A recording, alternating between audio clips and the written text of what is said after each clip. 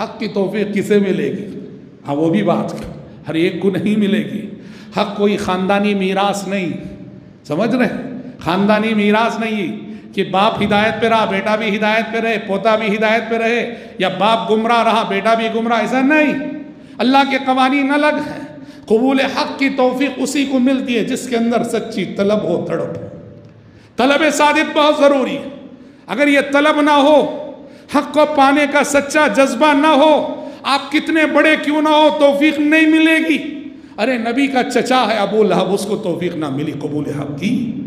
ابو طالب کو توفیق نہ ملی قبول حق کی۔ یہ بڑے بڑے لوگ تھے اور کسے توفیق مل گئی؟ اللہ اکبر، روم سے آئے ہوئے صہیب کو قبول حق کی توفیق مل گئی۔ حبشہ سے آئے ہوئے کالے کلوٹے بلال حبشی کو قبول توفیق کی حق میں قبول حق کی توفیق مل گئی۔ فارس سے آئے ہوئے سلمان فارسی کو قبول حق کی توفیق مل گئی۔ مکہ میں رہنے والے، مکہ میں پیدا ہونے والے، مکہ میں پرورش پانے والے ابو لہب کو نہیں ملی۔ طلب صادق بہت ضروری ہے۔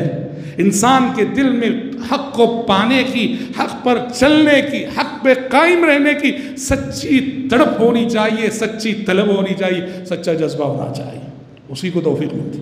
اور ساتھ ساتھ طلب کے ساتھ، تڑپ کے ساتھ اللہ سے دعائیں ہونی چاہیے۔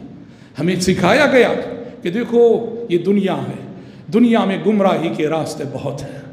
اس میں اگر سچائی کے راستے پہ چلنا چاہتے ہو، حق کے راستے پہ چلنا چاہتے ہو، اللہ سے طالب توفیق ہونا، اللہ سے دعا کرنا کہ پروردگارا مجھے ہمیشہ صراط مستقیم پہ چلا۔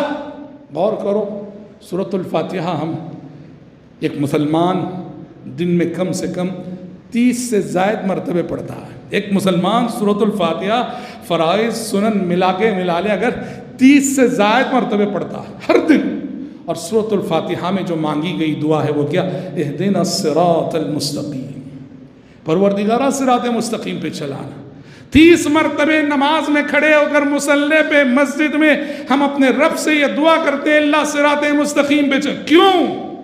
دنیا کا ہر مسلمان، ہر نمازی، ہر مسجد میں یہی دعا کر رہا ہے اہدنا الصراط المستقیم۔ اس لیے کہ یہاں ظلمتیں بہت ہیں، تاریکیاں بہت ہیں، راستے بہت ہیں، اس لیے کہا گیا اہدنا الصراط المستقیم۔ صراط حق اور ہدایت کو پانا چاہتے ہو، طلب صادق ہونی چاہیے، سچی طلب ہونی چاہیے اور اللہ سے دعا کرنا چاہیے۔ احادیث میں آپ صلی اللہ علیہ وسلم نے دعا سکھائی ہے، اللہم ارنا الحق حقا وارزقنا اتباعہ وارنا الباطل باطلا وارزقنا اجتنابہ۔ کتنی پیاری دعا ہے۔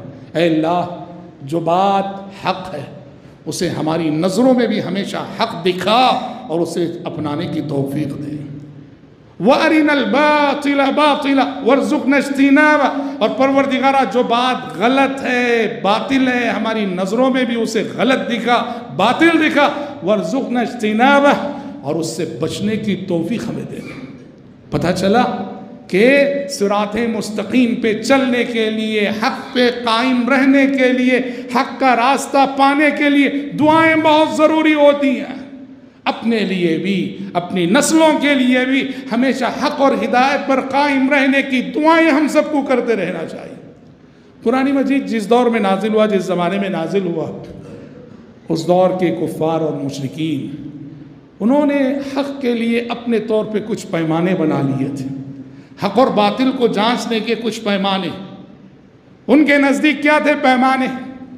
ان کے نزدیک سب سے پہلا پیمانہ تھا حق اور باطل کو جانچنے کا تعداد، عدد، کہ جس طرف میجورٹی ہو وہ حق ہے اور جس طرف کم لوگ ہوں وہ باطل ہے۔ یہ ان کے پاس پیمانہ تھا۔ مسلمان اور اہل ایمان ہر دور میں کم رہے، اہل کفر ہر دور میں زیادہ رہے۔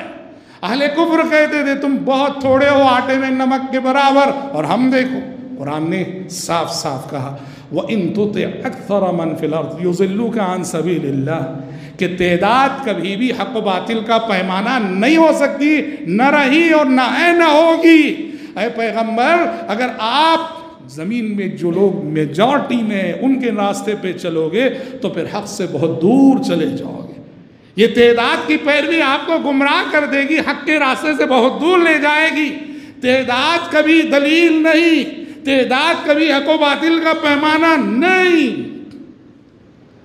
اچھا، ان کے نزدیک ایک اور پیمانہ تھا، مشرکین مکہ کے نزدیک ہم صحیح ہیں، ہم حق پر، کیا ہے کہ تم غریب ہو، کون مسلمان، تم غریب ہو ہم مالدار ہیں، تم تنگ دست ہو ہم خوشحال ہیں، ہمارا بزنس ہے، ہمارا کاروبار ہے، ہم ترقی کر رہے ہیں، اور تم فقیر ہو، کنگال ہو۔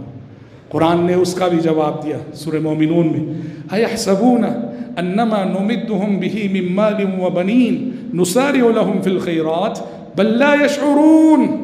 کیا یہ لوگ کافر یہ سمجھتے ہیں، مشرک یہ سمجھتے ہیں، ہم جو انہیں نوازے جا رہے ہیں، دیے جا رہے ہیں، اولاد دے رہے ہیں، مال دے رہے ہیں، برکت دے رہے ہیں، کیا یہ سمجھ رہے ہیں کہ ہم ان سے خوش ہیں، ہم ان سے راضی ہیں؟ نہیں نہیں، ہم اس لیے دے رہے ہیں ان کو کہ ہم ان سے ناراض ہیں۔ اللہ اکبر۔